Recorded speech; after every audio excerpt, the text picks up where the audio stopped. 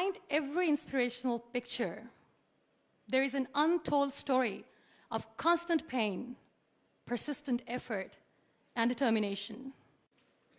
There are some people in the world who fight an unseen battle within themselves 24/7 with a big smile on their face. They never cry, they never crip, they never whine. I call such people warriors because these people know the art of living life, and they're way better than those people who just exist in the world. 6.5 years back, I met a car accident. I was traveling from Balochistan to my hometown, Rahimia Khan. The driver slept, and the car fell in the ditch. As a result of that incident, I sustained multiple injuries. The list is a bit long, don't get scared. Radius ulna of right arm were fractured. Shoulder bone and collarbone were fractured. Lungs and liver were badly injured. The whole rib cage was fractured. But the injury that changed my life and my personality completely was the spinal cord injury. 3 vertebrae of my backbone were completely crushed. It took us an hour or so to find an ambulance in Balochistan. All the effort went in vain because we couldn't find an ambulance. So I was thrown in the back of a Potohar Jeep, and I was rushed to the nearby hospital. In that Jeep, I realized that half of the body was fractured and half was paralyzed. We were rushed to the nearby hospital. There we came to know there was no first aid. I was kicked out. Then I went to another hospital in my hometown where doctors said, "Take her away, we cannot operate her." And I was like, "Why?" And they were like, "We don't have equipment, you will die someday, you go." I was kicked out again. But I finally ended up in a comparatively better hospital in Karachi.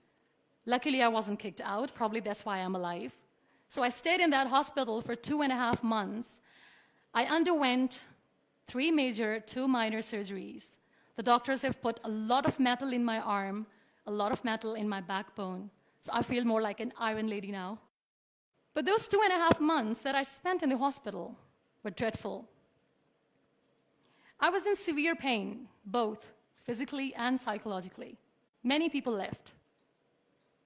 Very close ones. The ones who were supposed to stay with me were the ones who left me when I needed them the most.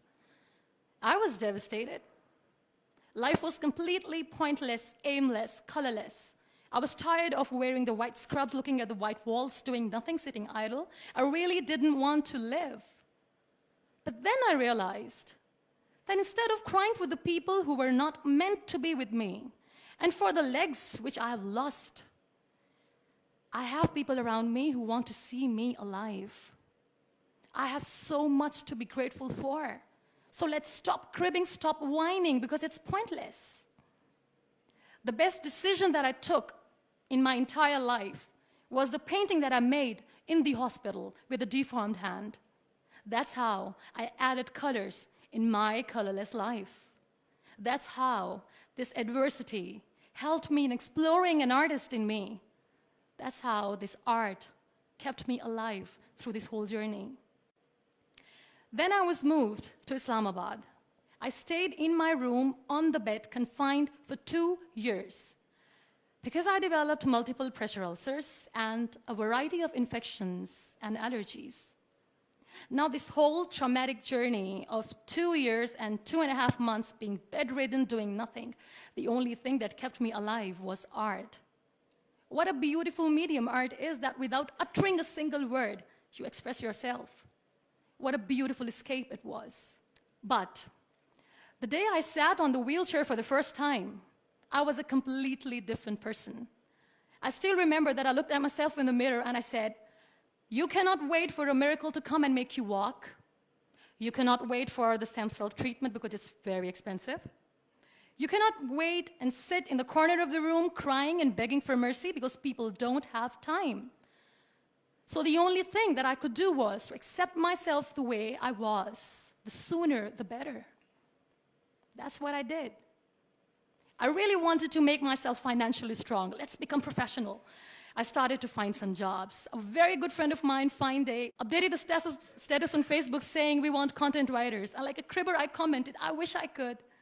I was called for that interview, and I was hired as one of the content writers for Pakistan's first official websites, heartofasia.pk. Salman Taseer Late was the CEO. That's how I started my professional career. So I was becoming financially strong, stable, content writing was good. I was constantly exhibiting my work in different galleries. I was flourishing as an artist. Life was easy, but I wasn't happy. I was not contented because I was constantly aiming high. I was thinking big. I didn't know how I'm going to do, but I knew that I wanted to do something big for people, for the country. One day, I came across this polio campaign advertisement in which this little boy from a very underprivileged family is sitting on a wheelchair, and with his father sitting with him, crying and saying to the world in that campaign that give polio drops to your kids, otherwise they'll become like him. That advertisement shook me from inside. I feel devastated. The way that boy was objectified as an emblem of grief, misery, mercy, lifelessness, nothingness. Such a wrong picture which was being portrayed in media about the persons with disabilities. That's what we are called. That was the day when I decided that I have to change the perception of the people about being on wheelchair.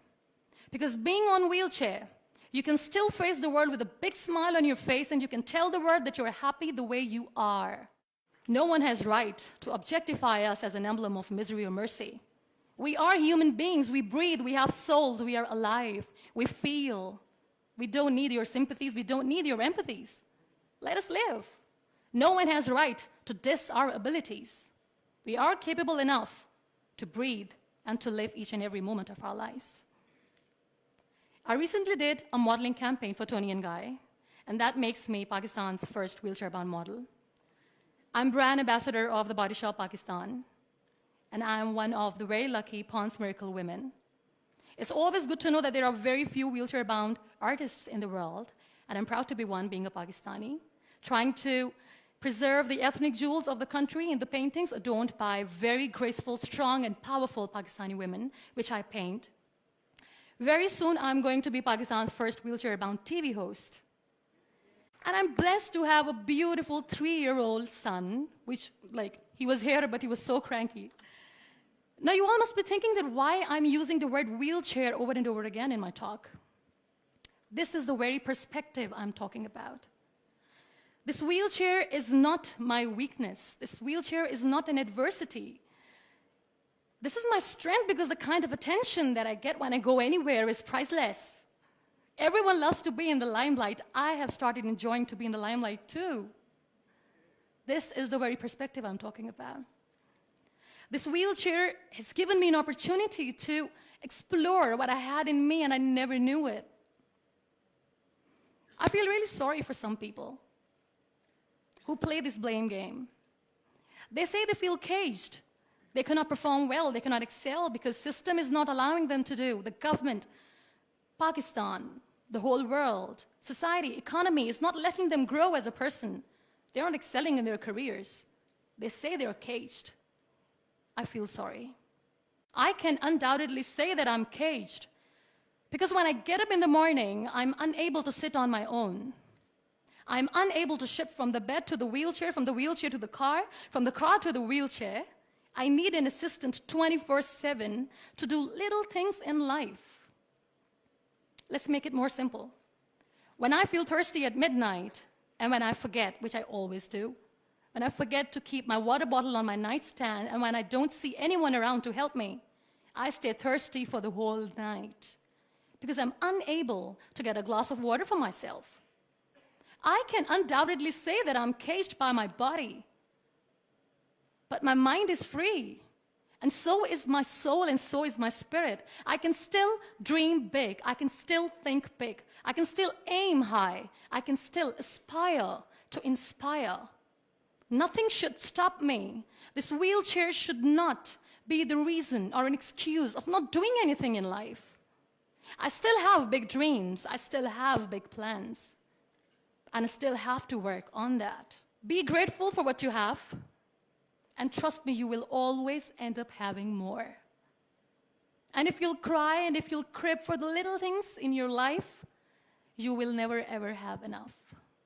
You want to excel, you want to grow, you want to be powerful and passionate and great professionals, learn the art of converting your adversities into opportunities. The moment you're going to learn it, sky's the limit. So be grateful, be happy, be alive, and don't let anyone diss your abilities. Thank you.